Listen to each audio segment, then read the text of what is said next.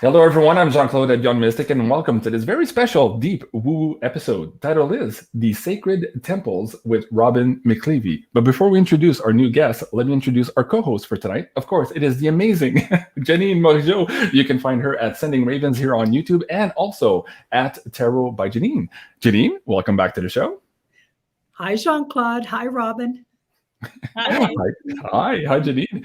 Hello, everyone. Thank you for joining us on this live interactive show tonight. Let me now introduce our first-time guest for this evening. It is none other than Robin Mcclevy. You can find her work at soultemple.love and also here on Instagram. Robin, welcome to the show. Thank you so much for having me. I'm excited to have you on. I'm actually a little bit nervous. I don't know why. Something's happening in the field. I've got butterflies as well. Okay, we're all on the same page. Yeah. Thank you so much. Guys, thank you so much again for joining us here tonight. This is a special show. Janine and I have been very excited to bring this to you guys. We've done a lot of prep work here tonight. We have an amazing guest for you. Before we get into all of the storyline here, I want to start maybe with setting the intention for this episode. And I'll start with you, Robin, seeing as you're our new guest here for tonight. What is your intention for the show this evening? My intention is to amplify love. So I feel like whenever we work from the heart, speak from the heart, it's more authentic, more connected, and the opposite of love has been kind of infused into our psyches in the last couple of years, and it's so important to connect with that beautiful heart space. Awesome. I love that. You're already getting some love in the chat. I love it. Okay. And how about for yourself, Janine? What's your intention for the show tonight? Or what, maybe the cards? What do you want to share with the audience? Why don't we ask the cards what the universal intention is bringing us all together? Okay. Very good. I know my actual intention is just to be supportive, and I'm so excited about showing wonderful new people to our audience. Yeah. All this like magic, these magic woo people that we have. Right. We need to share, right? We're sharing. Yeah. And so that I don't really have any intention other than what is always my intention. Mm-hmm. But let's ask the cards what maybe the universe wants to add to what Robin said there. Okay. Very good. Very good. Sherry West says, BC here. Love to all. Thank you, Sherry. Appreciate that. Chris with all the purple hearts. Thank you.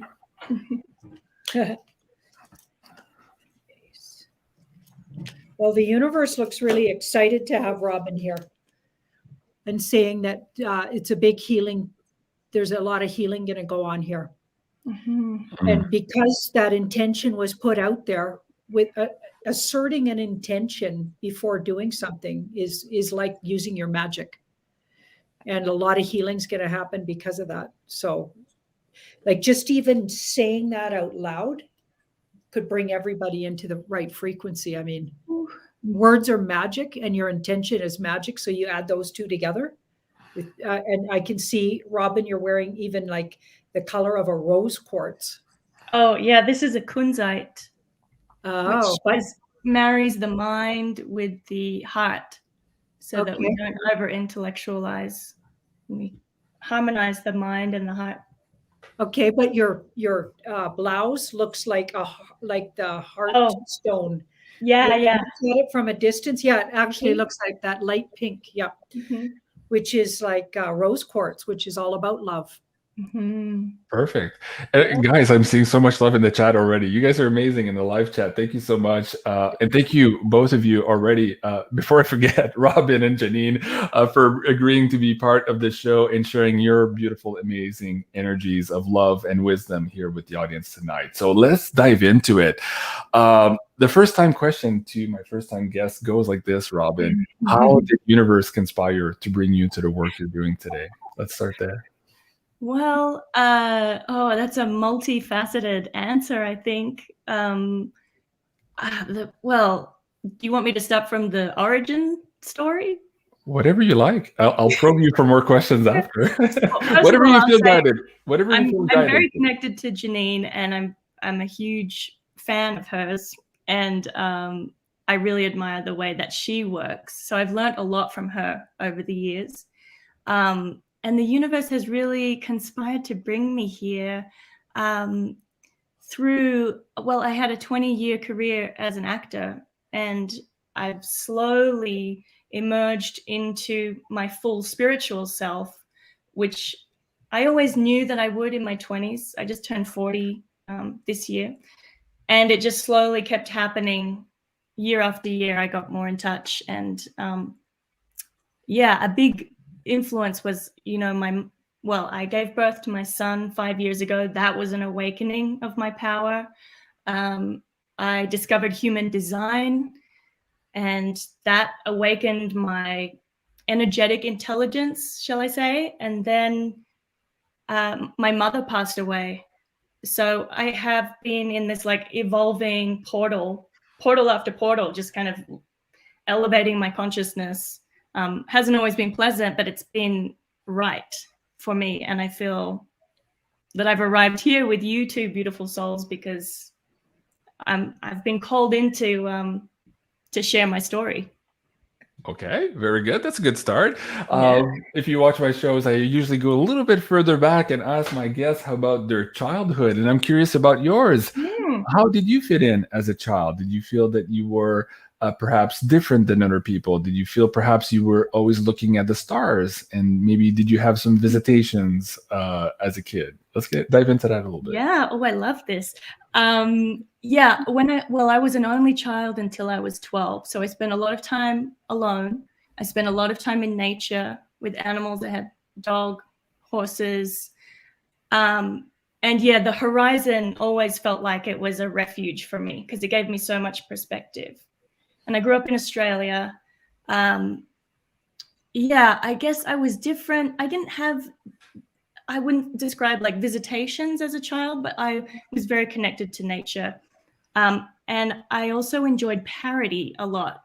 And I used to mimic people. So that's my gift, is that I can be a mimic. And I would make fun of like the principal. Like we had a principal in primary school who wore all brown. And so I used to, on the free clothes day, I used to wear a fully brown outfit and make fun of him, which was, and mostly I was a good student, but there was a part of me that was like, the hierarchy and everything is a false illusion. And I knew that when I was 12. That was a lot to do with my mom being very, she was a political activist. And I had that awareness cultivated. But, it's funny you say that because I used to give my principal in school a lot of trouble also as a kid. I didn't really like authority at all, and he knew it, and he knew that I didn't respect him so much anyways. But enough about me. Janine, how did you come across Robin, and perhaps if you can pull some cards also to see how she maybe is connected to the two of us here somehow in universe, and how universe is conspiring to bring the three of us here together? I kind of first met her on her television series. What was it called again? Hell's on Wheels? Hell's on Wheels. I just forget when I'm put on the spot. But yeah, Hell on Wheels. And I loved her character. So I think I might have seen her on Hell on Wheels before. But there was rumors that she was dating my nephew. Okay, but I didn't know, I don't think I knew that for sure when I started watching this series. And I fell in love with the series. I've watched it 3 times, and I'm seriously going to try to find it to watch it again because it's actually absolutely amazing, right? And I did, and I'm going to be really honest, she's the best thing in it. Absolutely. And so the character is brilliant. And so I already sort of had like a girl crush on her. But then I found out she was dating my nephew, which is really cool. And then we got to meet her in person. So I met her. I think Yvonne brought you out to my parents' house. Mm-hmm. Wasn't that the first time we met? Or was it at the New Age bookstore? It might have been at New Age. Yeah. So my nephew owned the New Age bookstore at the time. And I think you might have come over. So I met her finally in person, but I watched her in film quite a lot before that. So I was really excited to meet the human behind that wonderful sort of part she was playing. And the human was even more amazing. Robin the human. Awesome. And so we were fast friends, I think. You guys gelled immediately, from what I understand. Yeah. Right. Yeah. Okay. Janine, let's pull some cards and figure out maybe why that is. Maybe what connections we have through time and through our collective karma. I'd be curious to know. I'm sure the audience would be interested also. Katrina is asking, it would be nice to know JC's and Janine's human design codes. Oh, maybe sometime. We might get into some of the parallels between the three of us later tonight. So somebody in the chat is psychic already. So thank you for that, Katrina. Okay. All right. And Janine, what do the cards have to say? Okay, we were likely all of us, actually, all three of us on screen here, were family related. So there's some kind of family connection, because this is extended family card. Community, even in the same community. So we spent at least one lifetime in a similar community. And I wonder if it was an indigenous one, because as soon as I saw Robin in the series Hell on Wheels, her part was a woman who'd spent time with an indigenous band. And was still sort of part of her soul, seemed to still be connected to that bunch. And yet she was struggling, because being a non-indigenous person, and then back in the world with some markings that they left on her. Apparently based in a true character, there was somebody like that. Just loosely based, wasn't it, Robin? Loosely? Yeah, that's right. It was based on a woman called Olive Oatman. And she lived with the Yavapai tribe and the Mojave tribe. And the marking was said to, well, there's two theories that back then the tribes would do it to kind of mark the white women as slaves, as a pawn. And then the other theory was that she became so beloved by the Mojave tribe that they gave her the tattoo so that she could meet her ancestors when she crossed over. Oh, wow. And I will say about that character, it was such a privilege to work with First Nations people in Canada, and I learned so much. And obviously Janine's family history, she has Indigenous ties, and I'm just so emotionally moved by Indigenous history. My mom was an Indigenous rights activist, so I have that embedded in my my identity. And the last day that we filmed Hell on Wheels, season 5, I'd done 52 episodes. When I took off the costume, the tattoo, and everything for the last time, I felt like an entity left my body. Wow. So there was a lot of because I read so much history and I did so much research, and I felt so connected to this woman. I felt like I was channeling something very specific, and it was amazing. Wow, that's fascinating. Okay. Katrina in the chat is saying JC has a very different smile today. Part of that is because I'm nervous, and it's weird. Just before the show, I'm like, why am I so nervous? I do 2-3 shows a day, but for some reason, there's something about this show and what we're going to talk about tonight. There's something about the healing aspect, as Janine just mentioned here. I guess I'm feeling the weight of the importance of this show here for the audience and for the human collective. So yes, I am nervous tonight. So thank you for pointing that out. That's okay. Okay, Janine, before we start, now you just mentioned that you had a girl crush on her before you met her, and then you met her and you said, wow, the human's even more impressive than the person I was seeing on screen. So you were tapping into the multidimensional aspect of who Robin is already, or was and is at that time. And we're going to talk about these amazing transformations that humans can go through, but talk about that realization, Janine, the first time you met Robin in person and you felt the different layers to her complexity, and how perhaps that can guide us here into the conversation of human design here tonight. What was that realization for you when you met her first time in person, and how deeply connected she is, and how, again, I'm channeling something here as I'm speaking about these multiple dimensions of Robin. What struck you there? Well, there was a lot more depth obviously when you watch somebody playing a part, so she played the part really well and it was very believable. So you get attached to the idea that that could be even what the person's like. But then you meet her and there was maybe a tiny element of that character, absolutely a part of Robin's, in my opinion anyways, makeup of her, or her soul essence was absolutely believable, because she could have some of those traits of that woman.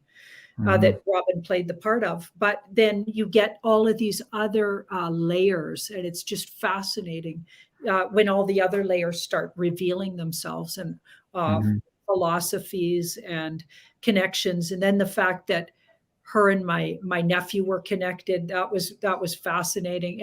And my nephew and I get along, in particular that nephew, get along great. So we're like, it's funny to hear Robin calling me auntie, because she does call me auntie. It's funny because I feel like just like I just don't feel.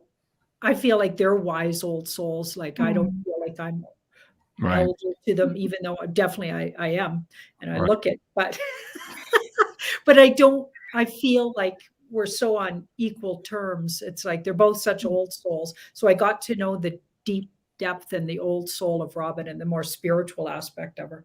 Okay, and we're going to try to showcase that for the audience tonight. Somebody in the chat is saying, hey, maybe JC has a special connection with her in the past. Yeah, maybe that's why I'm nervous. I don't know. Maybe we'll figure it out here together tonight. Maybe it's because I have your birth data.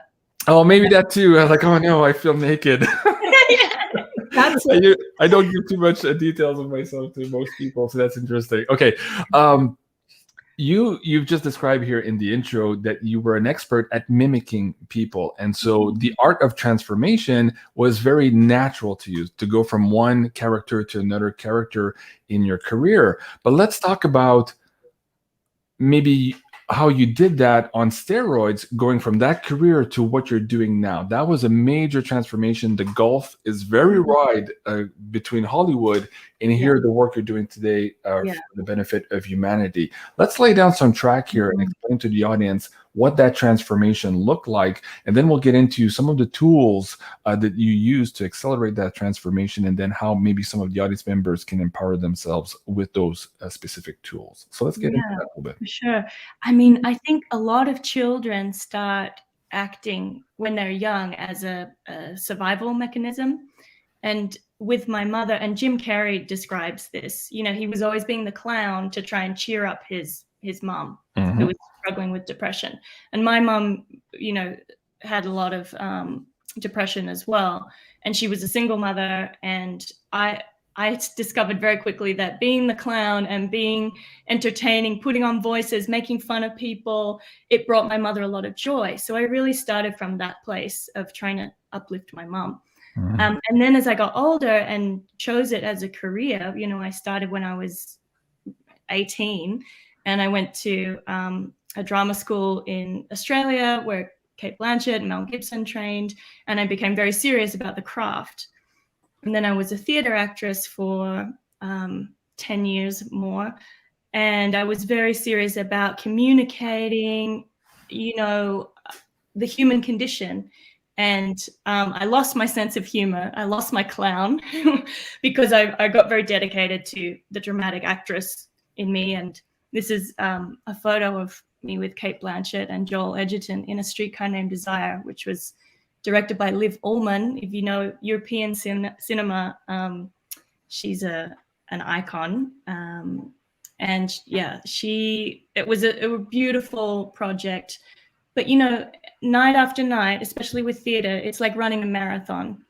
And in this story, if you're familiar with A Streetcar Named Desire, Stanley rapes Blanche. So Stella, the character that I played, is sisters with Blanche Dubois. And he denies it. And Stella is pregnant, of course, with Stanley. And in the end of the story, Blanche gets taken to the mental asylum. And they get her committed. And it's just the most heartbreaking, heart-wrenching story of, she's this kind of poetic soul, the quintessential Tennessee Williams character, a poetic soul in a brutal world. Right. And this is, the story, you do it night after night after night. We did this play for 6 months.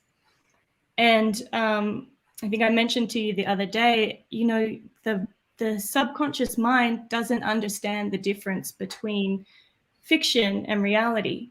So if you believe that your sister is being committed to a mental asylum and you're to blame, that's like a lot of guilt and a lot of grief that your body is carrying. And also I'm playing that I'm pregnant as well.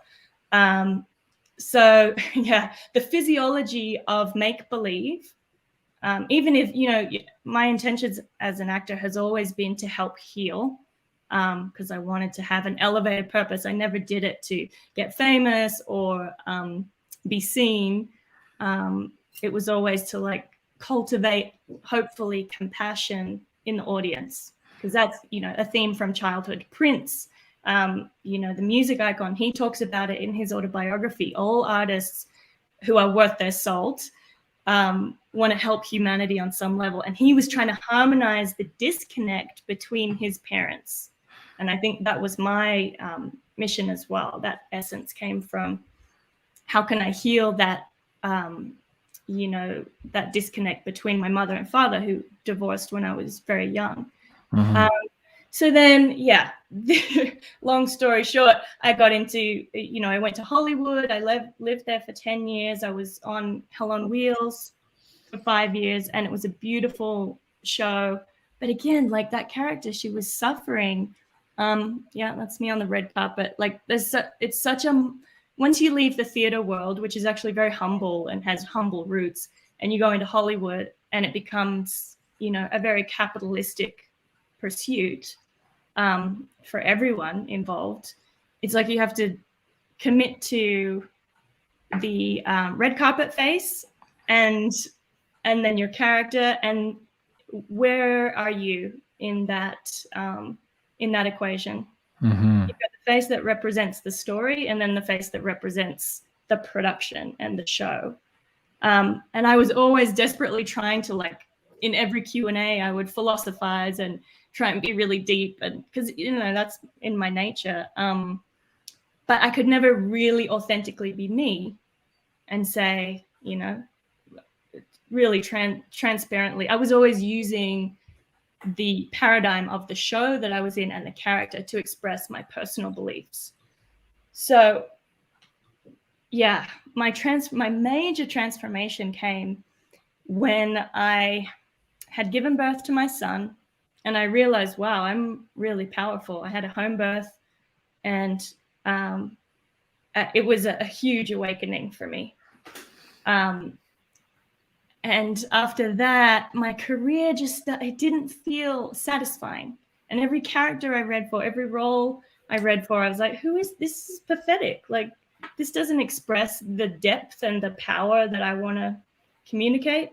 And there was always so much compromise. So I started to ask before I went to sleep, please show me guidance, show me guidance. And one night I said, please show me my new vocation, because there was a part of me that knew I was winding down, this exhaustion, the career. Like, I believed also on one level that I could make myself quite sick if I continued to act. Right. Yeah.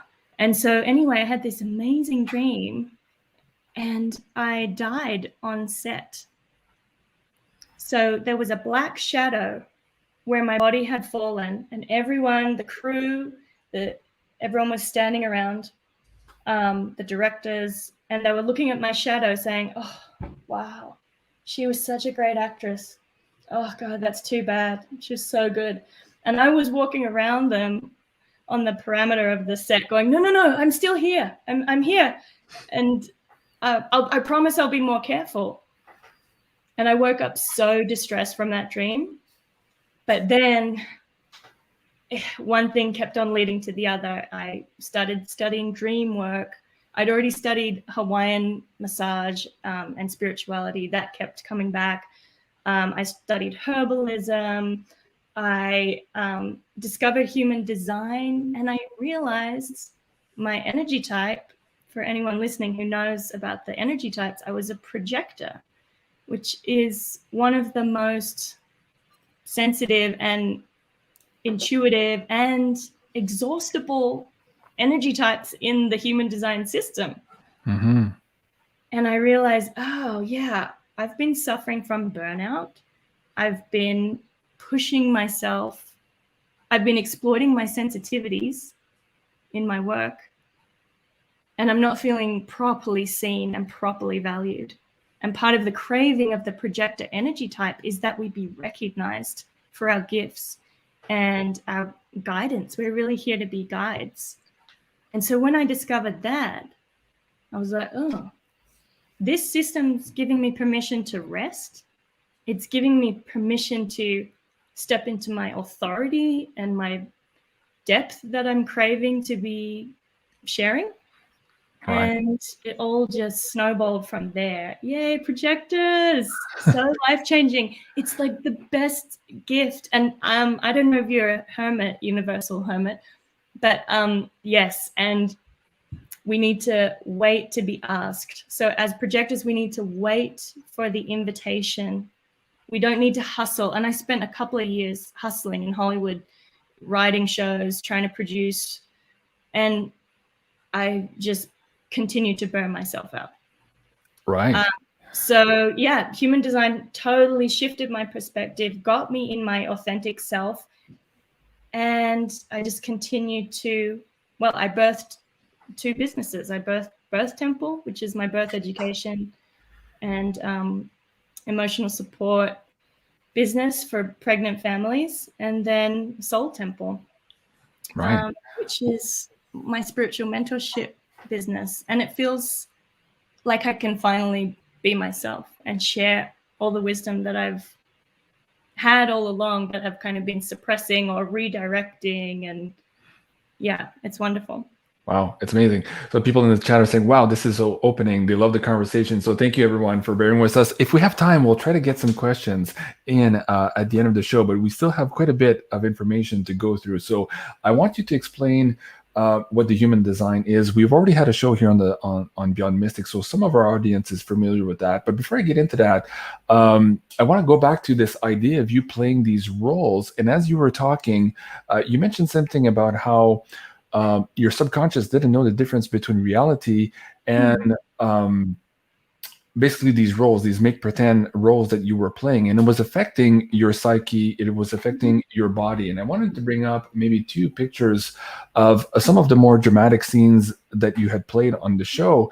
And as I was scrolling through that, I wanted to ask Janine, is it possible, seeing as this, we're feeling the weight of this show, Janine, you and I, that perhaps Robin here, universe was guiding her to play these roles in our movies because Robin was also replaying perhaps karmic loops of her own past lives, and she's being called in this lifetimes to perhaps correct and cut those cords between those old karmic lives and wounds and traumas, and to fix them in this particular lifetime as we move into this new paradigm that we're also going to talk at the end of this of the show here tonight. So can you pull some cards and see if perhaps universe was in fact guiding her to play some of these roles, and that's why Robin was not only affected as a great actor, as a great mimicker, embodying these personalities, but perhaps she was embodying her past lives and her past events as well.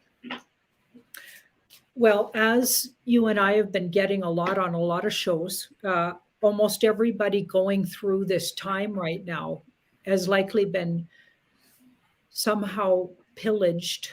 I can't say the other word, the R word that goes before that, and pillaged by the dark cult and the forces, you know, in the murky background, right? That we're not going to talk about that, but that it has brought us all together in this lifetime to take that down and move past that and reinvent all of ourselves. Even the human race we're reinventing.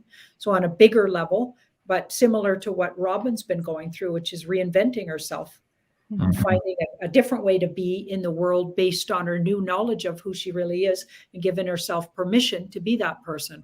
I think we're all doing that. So I think it goes without saying that likely if you're a human soul for any amount of lifetimes, you've had to deal with this pillaging that's been going on, which would make sense to some of that anguish scene we saw. Right. Right. Okay. In Robin's case, though, so I hope you don't mind, Robin, if I talk about your past lives here. Sure, go for it. You were burned at the stake as a witch. 100% believe So that. you would have been thought to be a witch. Yeah. So this is the wise woman, more likely a Celtic in this lifetime. Yeah. So when Christianity was getting popular, and we know why they popularized it, they were utilizing it. It was just a tool to oppress people, but oppress women.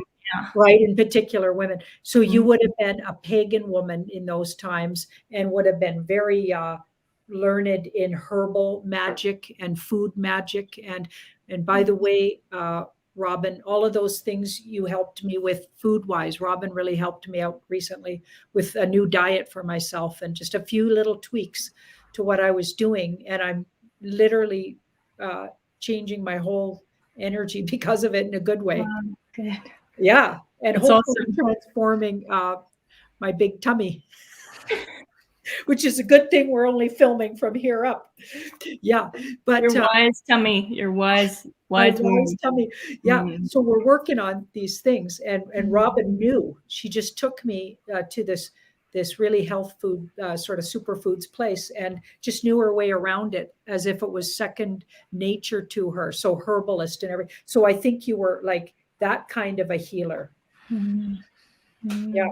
And you might have even had 2 lifetimes in that kind of energy. So yeah, you're absolutely healing some, like I think a lot of us are.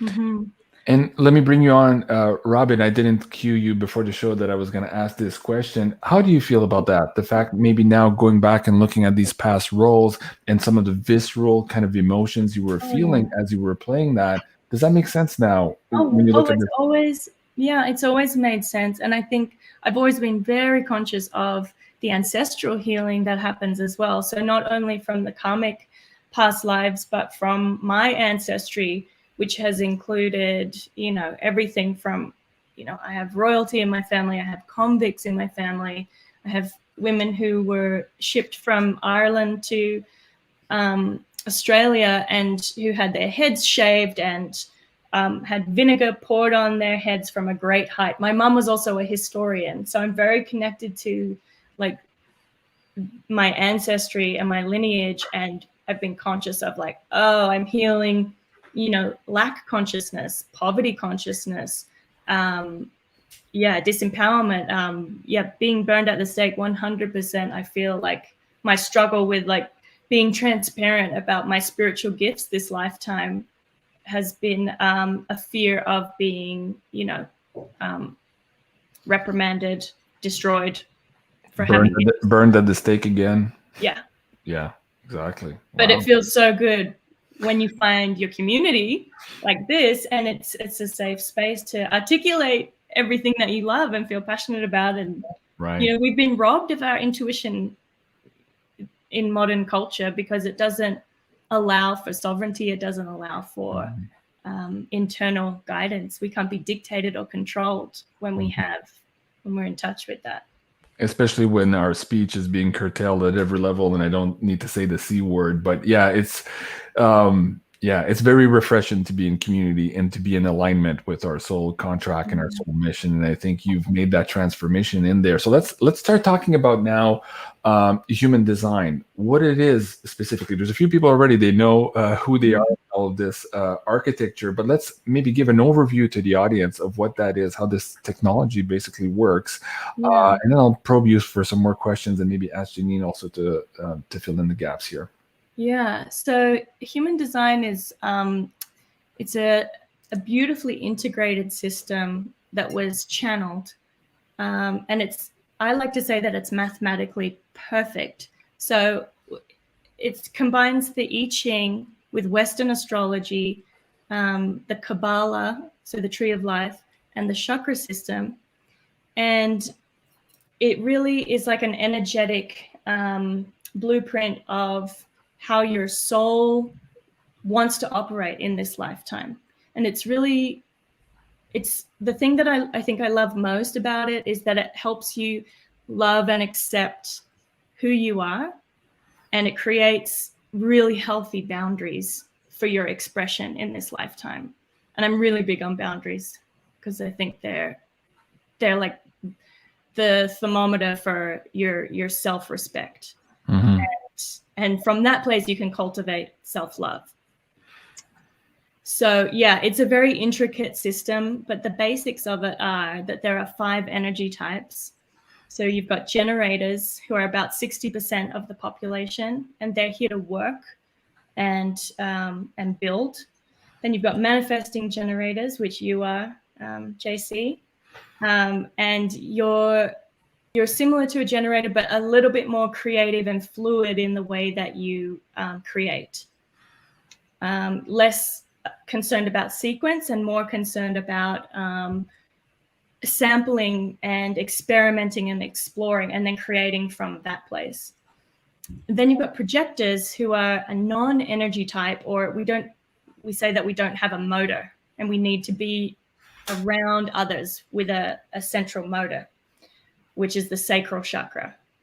And so for projectors, we really need to be resting a lot. We need to be guiding and helping people with their insight. And then you have reflectors, it's a really small percentage of the population, and they are like a sponge. They're like a mirror for the environment, and they reflect the health of the environment at large. So they're like worth their weight in gold. And manifestors, who should be initiating and leading us. But yeah, if I can jump to the 2027 paradigm. So according to human design, it's foretold that 2027 will be this huge shift in consciousness. So you can feel that we're already working towards that. We're in like the birth canal right now. And on the other side, and who knows, like if it's going to be fully in place in 2027, but it's said that projectors, so Janine and I are both projectors, we are going to be the leaders in this time. And for me, what that means is that we're going to demonstrate what it is to exit grind culture, exit capitalism, and really enter authentic, embodied state of being. So there's a really big difference between the doing mindset, which is the old paradigm, Mm-hmm. building and constructing, and the being of the projector, which is much more gentle. We observe, we feel, our auras penetrate and deeply understand, and then we bring that energy back into ourselves so we can understand ourselves. And this is part of the reason why this belief is that we're going to be showing the way for easefulness and love. Okay, that's a great opening there, because I know this is complex material for people maybe who hear this for the first time. So we're going to dive in a little bit deeper. Before I do that, Bonnie says, no wonder you were nervous, JC. This episode is deep and intense. I know, right? It's so cool. And also, we need to get into these shared human design gates here between the three of us, because Dee Atwood here is saying, JC, okay. You need to ask the connection between you and Robin. I can feel it. I can see it. Okay, I'm curious what that is. So maybe, Robin, while you're still on the screen here, let me ask you, you looked at both Janine and I's codes here in human design, and you found a shared gate. Can you explain that concept to the audience, and then share what that similarity might be? Yeah. So again, the thing I love about human design is a lot of this, the I Ching influences in here, and it's so poetic. So this is all the gates described the celestial influence that you were born under, and there are many gates in your chart. And they all bring a nuance to how you express yourself soulfully in this lifetime. And the three of us share gate 25, which is the love of spirit, which is, it's why we're all here talking about, spirituality and awakening. And the main difference, though, JC, is you have this channel of shock. It's like the channel of the shaman. So you bringing people onto the show gives you the ability to initiate people into a love of spirit. which is huge. Like that's part of your mission in this lifetime, is to create. And I haven't watched a lot of your other shows because frankly, I'm nervous about the topics that you cover, because I know you guys go, woo, like you really cover a lot of stuff. Do we? No. Yeah. You know you do, but that's part of like what gets you going, is like this, you know that you have the potency to shock people and initiate people like a shaman would into, oh, there's so much more here, there's so much more available on the spiritual plane. And Janine and I just have the gate of love, so we're here to be love. We're not going to shock or initiate anyone particularly. We're here to just hold space for, like you said at the start of the show, Janine, like to nurture and support and hold space for. So. Wow, that's fascinating. And just so you know, that logo behind me, I downloaded that. It was not the logo I wanted to do, but I got that out of meditation. So it'll take me an hour to explain how that logo came to be. But that middle symbol inside the Enzo is the Torii gate. And the Torii gate is the delineation between the mundane and the sacred. And so my job on this show is to bring people through that process, that initiation process, just as you're talking about, from the mundane to the spiritual side of things or the sacred side of things. So, amazing. Wow. And I had my human design stuff done maybe 5-6 years ago, but I haven't really gone back to look at it. I was impressed by it at the time, but I didn't understand a lot of the things and why the person at that point, I didn't really, how do I say it? It was all me. I wasn't understanding all of it. I was in a big transformation period myself too, and I didn't capture everything. But now as you're talking to me, I was like, oh, okay, well, that makes sense now. I'm seeing a little bit more of the picture here as we move on, as we are all walking on this road to self-mastery. Every day is a brighter day here. So, okay, that's fascinating. Janine, let's get into that shared gate here. Do you want to pull some cards on that? Do you want to share your personal experience with what Robin just said, how it touches you or how it impacts you? And also maybe if you want to pull some cards to see if we can get a little bit more understanding of what connects the three of us here also. Well, when she said that her and I shared the love part, that made a lot of sense, because always, like I was a psychic, intuitive, or whatever, tarot card reader for 35 years, but it was a means to an ends. I was literally just I knew my real mission from a really young age was to get people to love themselves more. So I used tarot and my intuitive gifts. And I did get some great readings, and but I'm not a great psychic or anything. No, I'm not. And, but I'm intuitive. And I just want to nurture people to love themselves more. And in this particular case, get through what we're facing. I was born to help the humans get to that upper level, safely, self-loving, and learn the lesson. So it's not about bringing intel, but I do love that element of the truther world. But that's not the biggest hit for me. I'm not trying to be some big intel. I don't even have any intel sources. My source is universal love.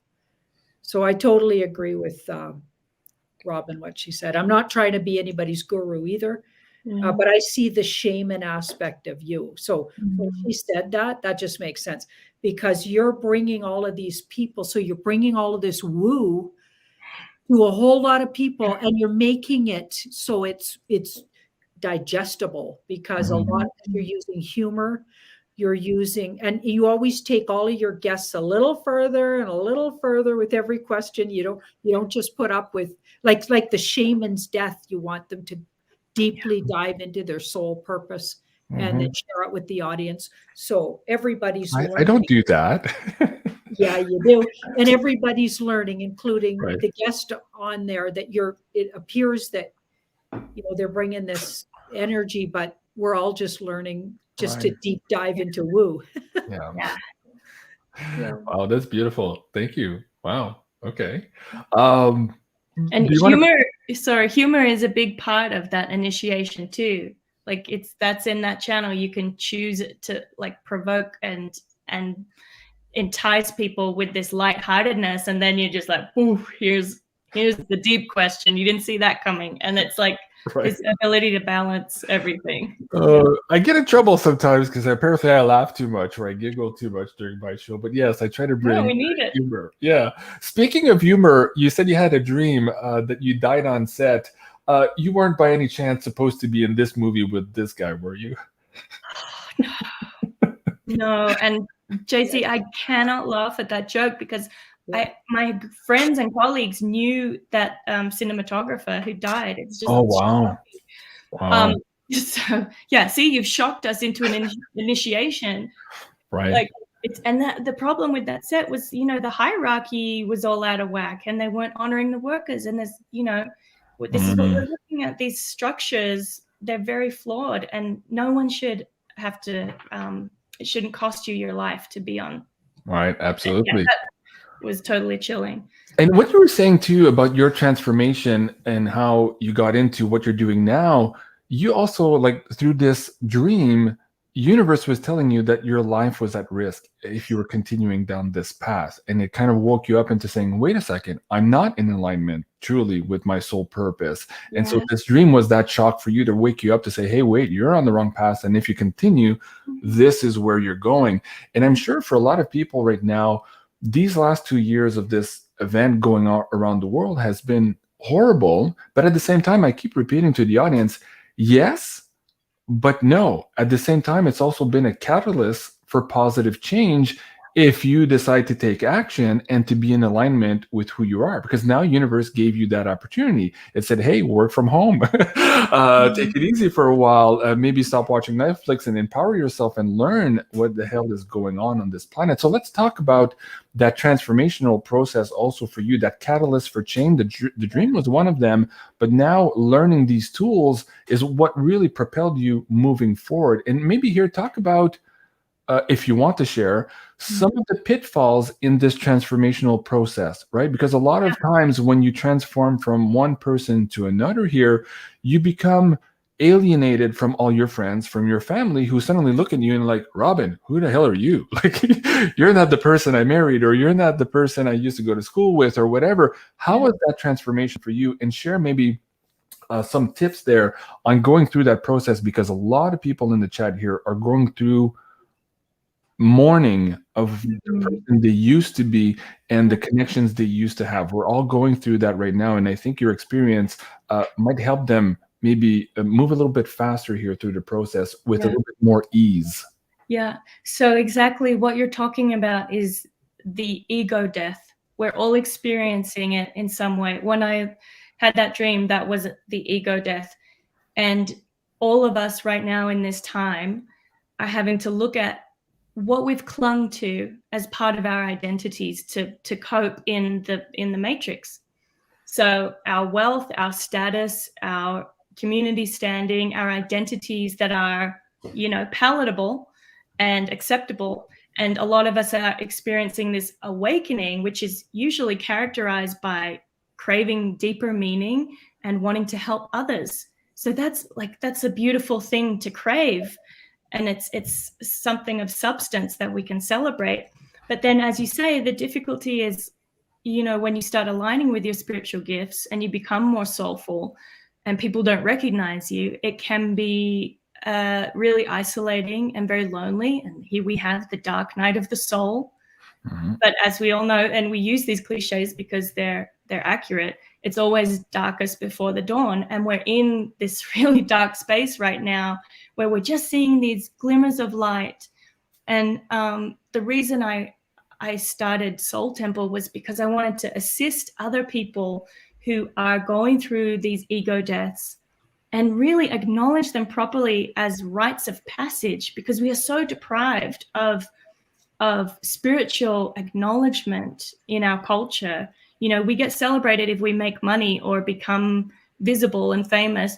But do we get celebrated when we give birth, when we make a spiritual commitment to another person, when we suffer the death of a loved one? We don't have these, rites of passage, menopause, divorce, career transitions. And so this is really what Soul Temple is for me, is like being able to be a doula, a support person to help people grow and get so aligned with what their soul has asked them to come here to do. And there's so much beauty in human design and so much nuance and specificity that really we can get connected to how intricate and complex we are and act from a place of authenticity. And we can feel free and liberated to, experiment with these new identities that we're birthing. Mm-hmm. And it all comes from this place of, wanting to help others and create the new paradigm. And I'm so interested to hear from your audience how they envision the new paradigm and what they're, it's time for us to start envisioning paradise on earth. Absolutely. Because what we're going through right now does not feel like that. But we have the capacity to create it, and we're going to create it together. Yeah. Coming together in communities like this.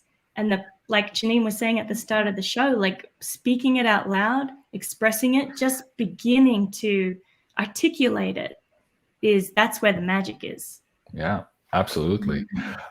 Speaking of manifesting and magic, we were having this conversation the other day about how in order to create the new, we have to make place for it. And for a lot of people this year, they're feeling this mourning aspect of having to let go of so many things, not just the ego death, but family relationships and the people they thought they were, the job definitions and all of these things.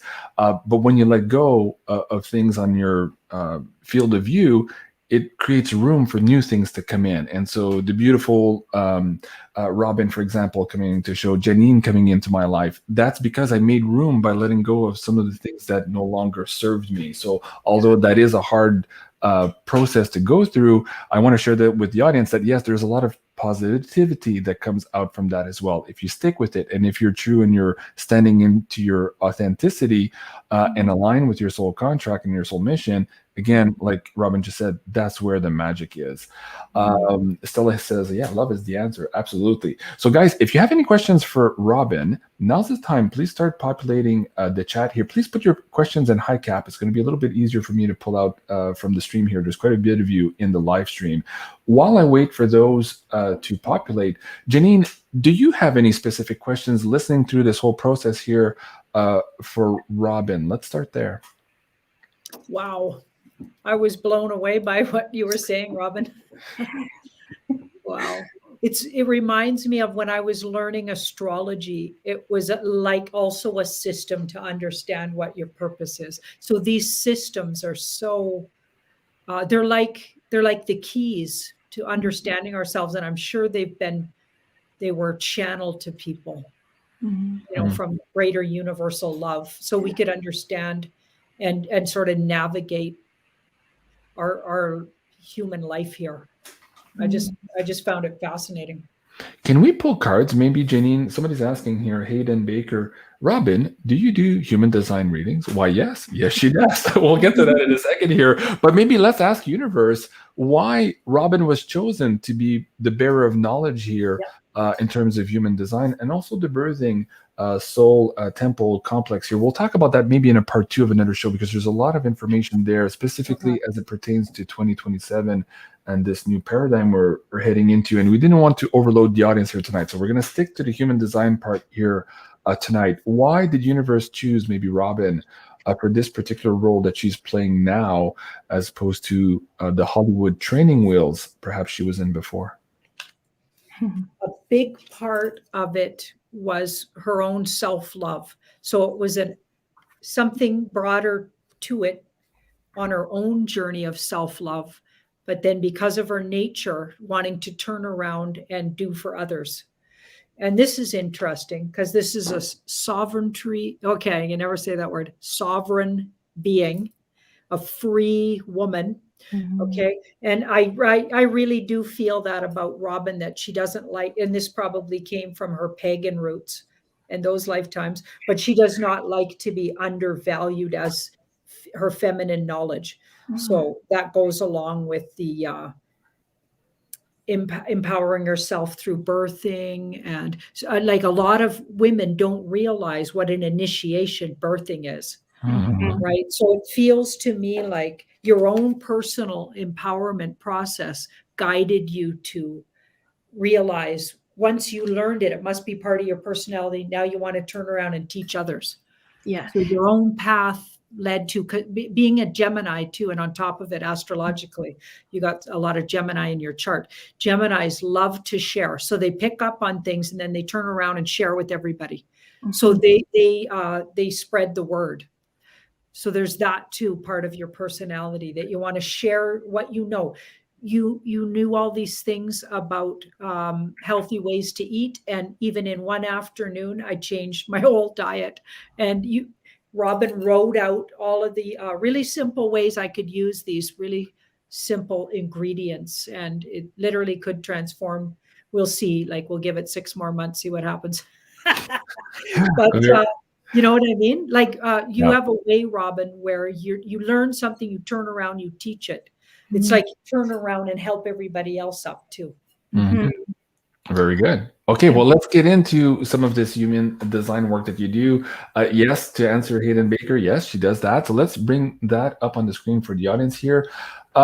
Where's the best place to start here? Maybe I'll ask the first question for the audience members. If they're interested in getting their own breakdown of their human design, where do they start on the website here? What do they need to look for?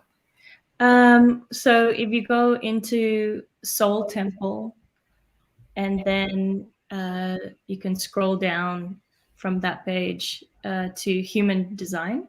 Mhm. And on that page, it really describes what the system is. And then I offer, the 15-minute readings, which is an overview. And then the 90-minute reading is a real deep dive.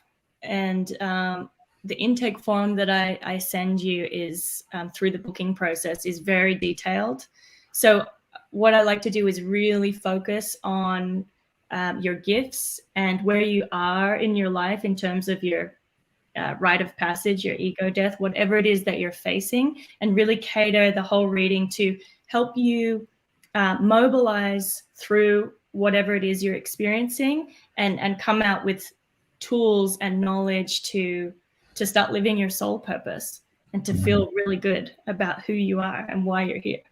Okay. Another question on the screen here that relates to your website too. And to your service, how do we go about finding our soul purpose? Crystal is asking you. Well, it's really interesting. I mean, I'll give an example. So, and that our soul purpose is multifaceted and it is always evolving. But if we can tune in to our internal guidance, we can hear answers. And what human design does is offers some really specific ideas. Like for me, we have this thing called the incarnation cross, and this is almost like your destiny. Mine is to be an educator. I never in a million years thought I would be an educator. And in fact, I had like an ego about it. Oh, I don't want to be a teacher. I want to be an actress. And I had like this attitude about it. But now that I'm educating and I'm like, okay, let me experiment with that. It doesn't feel true yet. You know, this is 6 years ago, but now it feels so good. And I'm able to express myself through education, and it illuminates truth, which is so important to me. So human design helps illuminate your soul purpose. And what I encourage you to do is to experiment with these different gates and channels and feel into, does this feel good to me? And as you experiment, you start to embody what actually feels good. And there you have your soul purpose. Your soul path is revealed.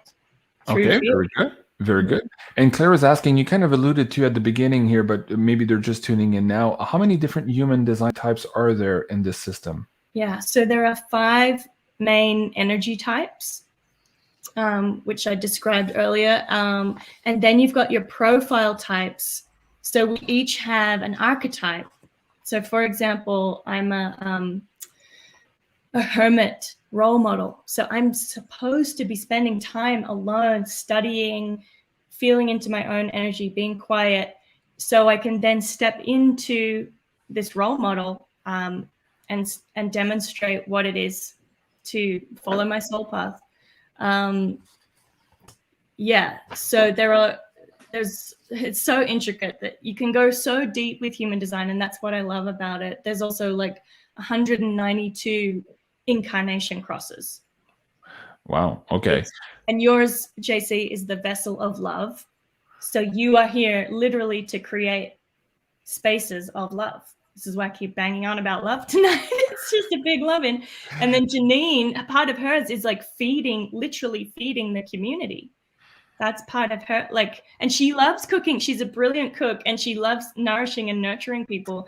And that can translate like literally food, or, you know, metaphorically, spiritually, she's nurturing the community. Wow.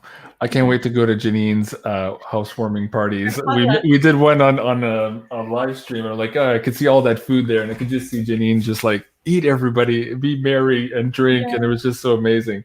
Okay.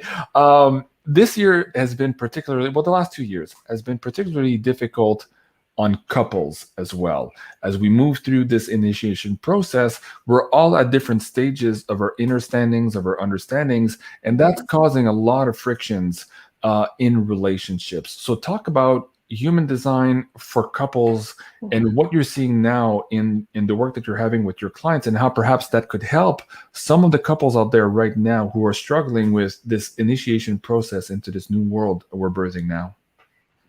I can say from my own experience, it totally radicalized my relationship with my partner, with my husband. Now, so what happens in a couples reading, it really is about understanding and acceptance.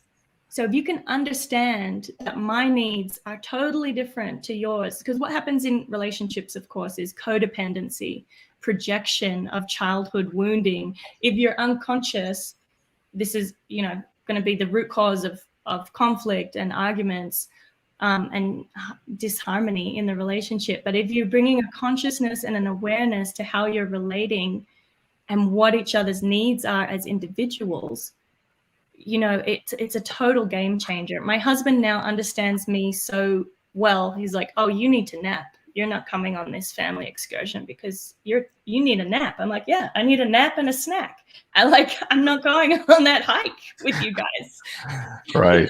and it's just alleviated so much misunderstanding. So really it is an opportunity for couples in these sessions to come and say, hey, this is where we're struggling. We can't see eye to eye on these issues. And then we really dig into the charts and say, oh, well, your energy type wants to be doing this and yours wants this. And then we flesh out a plan really to have a daily routine, a daily life together that is harmonious and loving and accepting. Wow. Okay. Lillian is saying, I've been searching for my soul mission, just as the universe, and wow, this show is blowing my mind. Well, thank you, Lillian. We're all connected somehow, and there's a reason you guys are watching the show here tonight. My next question, maybe a little bit more delicate, but as you were talking, I could hear voices, I guess. But anyway, I was being guided to ask this question. For those couples who perhaps fear having a couple session with you and maybe having their own human design, how do I say it, expanded to the other person, and perhaps the other person not understanding who they are. Like, okay, I'm trying to translate from French here. So there's a fear coming out in a couple's relationship to have this work done because some people are living basically not their authentic self, and they're afraid that by doing this couple session together, they might reveal to the other partner things that they might even not know about themselves yet. So how do you deal with these fears as they come up here? Well, it's a beautiful question. I love it so much. I mean, I think one of my favorite mantras in life is to seek to understand is to love. So if you have the courage, you know, you're in a relationship, if you have the courage to seek to understand the other person, that is a loving act and enough in itself. Mm-hmm. So fearing the truth and fearing the core of who each other is, does it mean you're afraid to love what you see? I invite people to come and have sessions with me who are willing to step into radical responsibility. I love it. So it depends. Do you want to live in a shadow and a lie, or do you want to illuminate what is there and accept it as it is, without changing, without adjusting, just accept what is? Wow, that's beautiful. Okay, so some people are asking about the process. Can I determine my energy type or my human design type from your website through the human design energy, or do I need to fill out a form? How does that process work out when they apply to have a booking session with you? What do they get in return? Like, how is this all mapped out for them to understand? Yeah, so when you make a booking on my website, I ask you for your birth data, so your birth time, your birthplace, and your birth date, of course. And then I enter that into my system. I run a full chart. I spend several hours breaking it all down. And so when we meet, it's this really focused session on where you are in your life, and then all this information. It is a lot of information. And if you are new to it, I really focus on what's pertinent to you. And then I send you the recording of the Zoom session. And I invite people to take notes as well, because I do a lot of research, and I'm just very kind of academic and nerdy like that. But in the moment, as my energy is like synergizing with you, a lot of, I channel a lot of information, and it's very off the cuff, and taking notes is a really good idea. Okay. During a session. Okay, very good. So I guess I'm guided to ask for the audience, and maybe let me bring Janine in here. A lot of people have been on this road with us, Janine, for quite some time, and they've been learning at every step of the way. They're falling down, they're getting back up, just as you and I are living through all of these experiences here with the audience. And I'm curious, at this point in time, as this information is hitting our field and we're getting people like Robin here, being able to maybe not just help people stand up, but give them a little push forward here in an accelerated process here to go through this transformation that we're going through, this initiation now.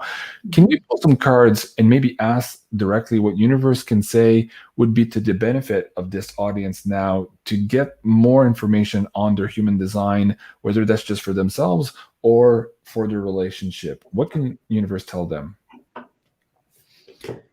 Well, just before I even look at the cards, can I add something in there? No, you can't. Of course you can. I'd like to say, like always, something like that would be useful. If a person was willing to look at their future, especially on the sort of cusp of the future, we're facing a future that doesn't look anything like the past. And there's absolutely no guidelines, because our history's all been lies, and everybody we thought had authority doesn't and or shouldn't. And we have to redo everything. Like, it's a redo time. So there's no better time to really understand your deep soul purpose than now. This would be a good time everybody needs to be looking at that, right? Like, this is huge right now. It's going to be so helpful. People doing this kind of work, like what Robin's offering, are going to be busy, because everybody needs to create themselves in a more authentic way, really. Right. And I'm just recalling now the video I had put on BitChute, because we couldn't put it here on YouTube, about battlefield promotions, how we were all going to be called to step up to help people who are just about to wake up. So maybe this is also part of the answer here from universe as to why they need these tools in their toolkit. Yeah. A big part of it looks like it's to help empower. So this is a very empowering card with self-esteem, because when you know about yourself, you can understand why you're the way you are, and it helps with self-esteem. Yeah. You're just built that way, and it helps you utilize what your gifts are, regardless what you decided to come with. There's a way to use it that's going to work, right? And it just helps you understand that, right? And this card says, because our whole unstable world's crumbling, because it wasn't built on truth, right? So the tower comes down because it was built on a faulty foundation. So everything we've been told about medicine, modern medicine, and or religion, and or all these authorities that we've given somehow permission, knowing or unknowingly, we've given over power to. Okay, it has to come down. Okay, so when this will help with self-esteem, because we're changing everything. Like I said, this card reinvents itself slowly but surely, and it's painful, but it's always helpful to have some guidance in that. So it's going to be really useful. Wow, very good. Robin, you wanted to add to that? Oh, I just wanted to say about the couples thing. I made it sound quite serious. I think that, like, do you want to see the darkness or not? Love it, because you gotta love it. But I think the way that I approach this support system is what it is it really is illuminating your gifts, celebrating your energetic needs, and it creates a space where you can really see the other person and go and celebrate and uplift them and support them. So that's my mission in, with this whole human design thing, is really to create encouragement. Like, that's what I get fulfillment from, is saying, you're amazing at this. This is you're going to be so wonderful in this new role. You can do this. I actually have a support group of women who are, awakened souls, and it's almost like I can visualize everybody's role in the new earth, and it's beautiful. And it's just like having that vision and holding it with you is part of that, stepping through into the portal, into the next phase. Right. Wow, that's amazing. Benny Riley says, JC, I do a monthly donation. It's not much, but I appreciate your kindness in your sharing incredible info. I thank you so much. I appreciate each and every one of you. I say thank you so many times on air. I wish I could respond to all of you individually through emails, but there's just so many of them. So a big thank you to all of you, and a big thank you to everyone who support Janine and I in the PayPal tip jar as well. It is what keeps us going, and we've had a long, difficult road here, and we've had a lot of obstacles to try to bring this information to you guys. So we exist because of you. So a big thank you if you guys want to support us that way. We do absolutely appreciate that. Going back to appreciating everybody also here, you brought this coupon code for the audience members here for tonight. Explain what these coupon codes are and what product they are referring to. So let me bring that up on the screen here a little bit more so you can point them to the audience. So folks, if you're watching this now, if you click on the description box below this video, this window will pop up here, and you will see the links to booking a session with Robin at soultemple.love, and you'll see 2 different coupon codes here. Can you explain those to the audience, Robin? How does that work? Yeah, so when you go to make your booking, it will say, it'll have a code section, and if you're booking an appointment, you can put in Soul Star, all caps. And if you want to purchase a gift voucher for a friend who's going through a rite of passage or an awakening, you use the gift voucher section and put in Soul Gift. Yeah. Okay. So I clicked on one of the products here, redeem coupon. So this is where I would enter my coupon code. Is that correct? Give it, or you can go into the session. So go to Soul Sessions. This one here? Okay. Yeah. And then you can book a reading. Okay. So let's say the 90-minute one, which was what we were talking about earlier. Okay. And then you set your time zone. Okay. And it'll ask you for the coupon code as we move you're forward. Entering your payment. So you can do it at the beginning or towards the end. Okay. And going back to these, so explain to me again here. So 10% off all soul readings. Okay, so the 90-minute one, the 60-minute one, that's soul stuff for those. And then there's children's ones as well, which is okay. helpful for kids. And this is what you're saying here. If you wanted to buy a gift voucher for somebody else, you can. Yeah. So great Christmas option. Absolutely. Yeah. Okay, so let me bring that link back down to the chat for the audience. That's soul. Temple.love, and again, all of this is in the description box below, guys. And I'm also going to pin this at the top of the comments on both Janine and my channel here right after the show, so you guys will see the links there as well.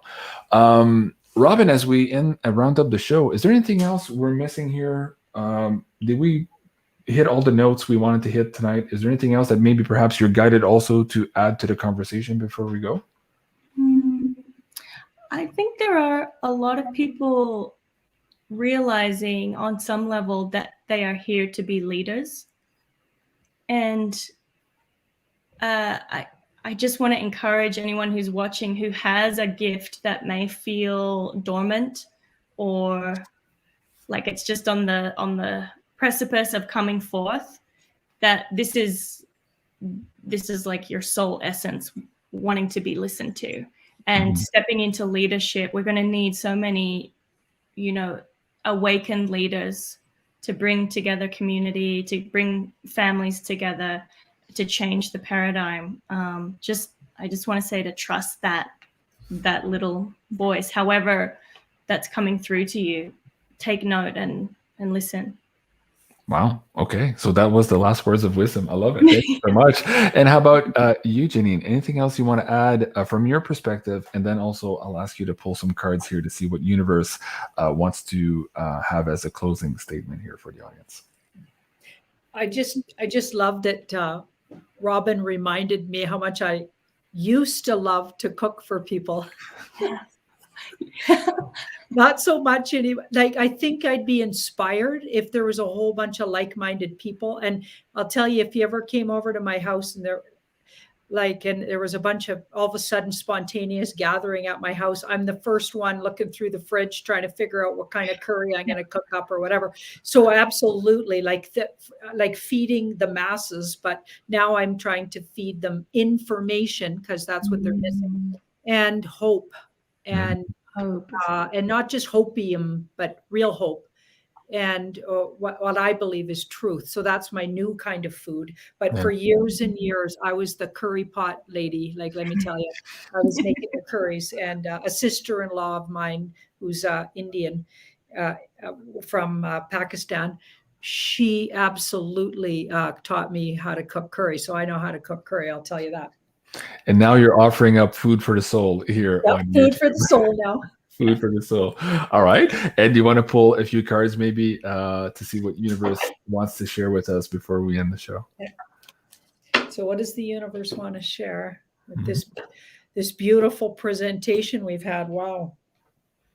And thank you so much, everyone, for contributing to the amazing frequency in the live chat. You guys are amazing. I know it's going by very fast. I'm trying to bring up all your comments on screen, but you guys are absolutely amazing. We have the best, beautiful community. Thank you. And I really love you guys. Thank you. I got a personal message from Universe to Robin. Robin, are you writing a book right now or working on anything to be published like that? Yeah, I want to write a book about birth, to support my birth education clients. Interesting, because that is like a pregnancy birthing kind of card. And this is written word. So you're absolutely going to do that. And it's something that's already, the feeling I get is it's already been written in a way in your mind. Yeah. It just has to physically come out, right? Cool. You just have to go through, like, get the time to actually, this guy's patient and persevering and does all the literal stuff to get there, but it's already like just sitting there, like, and it'll be very surprising how it looks when you're done. It looks like, and it'll also be a really good way to keep you financially independently, have an income that's you don't have to worry about things so much. But the universe is saying, yeah, that's absolutely something that it wanted to remind you that's part of the big picture for you coming up. It's already pressing down into the field. It's already almost baked. It's baked in the cake, so to speak. I love it. Wow. Thank you so much. That's great. You're welcome. Hearing that. Colin on the screen says, wow, the appointments are booking up really fast. Okay, guys, that tends to happen on this show here. And I got to tell you, just last week, we had Carla on the show who does these amazing organite pyramids. And of course, she sold out in the first day, then put more inventory, and then sold out again. And now she was ramping up production, and Etsy shut her down because they thought, wait a second, this is incredible. There's way too many sales here. This must be something going wrong here. And so, yeah, so if you guys are looking to book a session here with the amazing Robin, please do it sooner than later because that schedule does book up really fast. And talk about you knowing your human design also, and how you've scheduled yourself here to do the bookings and also have time for yourself and to do the research and writing the books, so people can expect here how many bookings you're doing per week here for the next couple of months. Yeah, I think I'm doing 5 per week because it's a lot of energy. It's a big energy exchange. A lot comes through. So as a projector, I honor and pace myself that way. So yeah, but the bookings are available up until I think May of next year. So you can book in advance if you're willing to wait. Right. Of course. Yeah. Okay. Very good. Wow. I think that's it for the show tonight. I hope I did a good job managing all of this conversation and not not too nervous myself here. And I'm looking forward to getting more of that data you pulled on me here. So maybe you can send me a PDF or whatever it is you want to send me. Yeah, Robin. absolutely. I'll be excited to read that. And folks, maybe join us for part 2 here. Robin, Janine, and I are going to recalibrate, look at how we did on this episode. We're going to take all of your comments in consideration.